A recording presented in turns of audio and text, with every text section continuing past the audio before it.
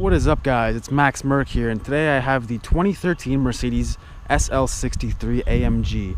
And today in this video I'm going to be going over some of the things I dislike, or I wouldn't say hate, but some of the things I dislike about this car. Now don't get me wrong, this is an absolutely amazing car and I've fallen in love with it. And if you guys want, you guys can go check out my other video talking about some of the cool features and things I really do like about this car. But with all that said, let's get started. So first things first, if you look at the headlight, you have your xenon headlight, and then there's this little orange strip, LED strip that runs down along the headlight, as you can see right there. And I really don't know why Mercedes did this, because pretty much everyone I've talked to about this hates it. It just, orange just doesn't look right. They should have just stuck with the white, like on all the brand new models. I just, for the life of me, I don't know why they went orange. It just doesn't match with the white xenon lights, and I don't know, it just really bothers me. So next up is what annoys me is that there's a lot of chrome on this car. I know on a lot of the newer AMGs these are black, but it kind of looks just like an SL550, unless you really know what you're looking at. I mean, sure, it looks aggressive, it looks good, but I mean, they could have gone a little bit more aggressive with the styling. I don't know, that's just my opinion personally. However, it's still a good looking car.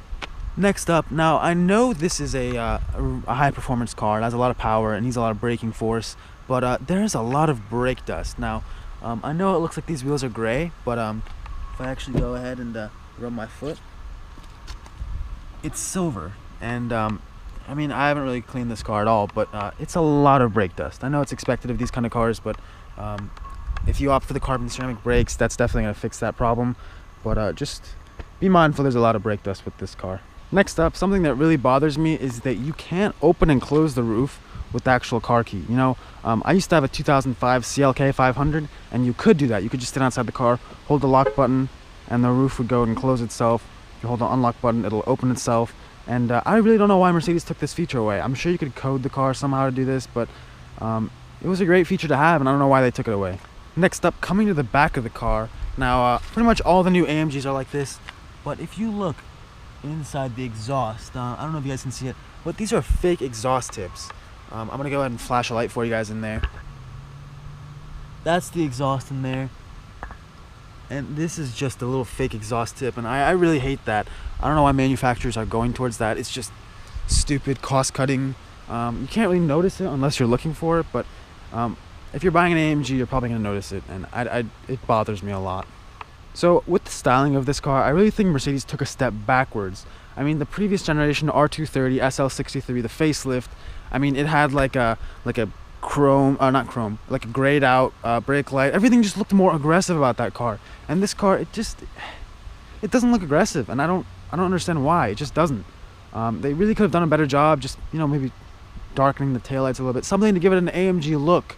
Now, the performance is amazing. Just with the styling, they could have taking that little extra step, considering it's a $170,000 car. Now, as we step inside the vehicle, I'm gonna go ahead and talk about some of the things I dislike in here. So I'm gonna go ahead and turn on the power. I'm not gonna start the car, but first of all is the air scarf system. So I'll go ahead and turn it on, and it blows hot air. It works perfectly as it should. I just wish there was an option to have cold air, you know, because I understand it's useful when it's a little chilly outside, but a lot of the time people are gonna drive their SLs when it's hot outside, when the sun is out.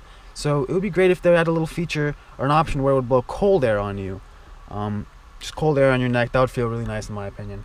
And moving on, the cooled seats, I've been using them thoroughly for the past day, and you can hear it, and that's fine, but they don't work very well. And I find that with a lot of these cooled seats. I know Lexus does a very good job with that.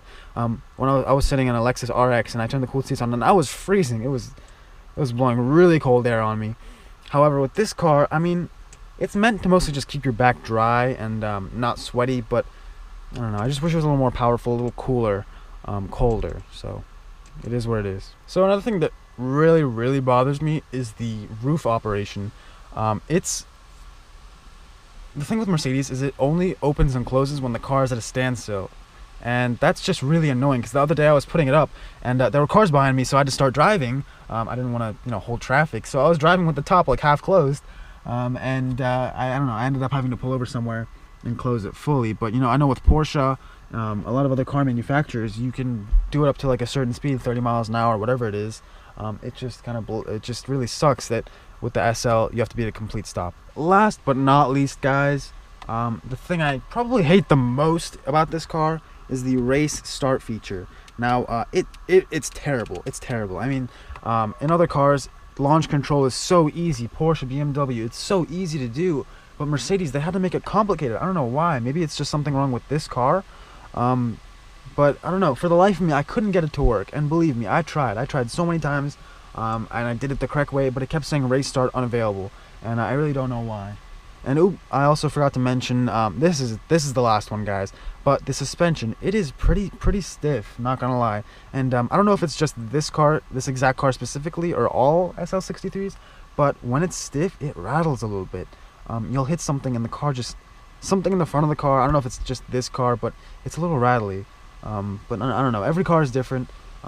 That's just one of my gripes with this car. But it's very stiff, don't get me wrong, I don't really mind it, but even in comfort mode, it's just a little stiff. So I hope you guys enjoyed this video. Thank you so much for watching, and I have more videos of this car coming up, with the vlog, with the things I like about this car. Be sure in the comments to tell me what you guys want to see in the future. Thanks for watching. Stay tuned.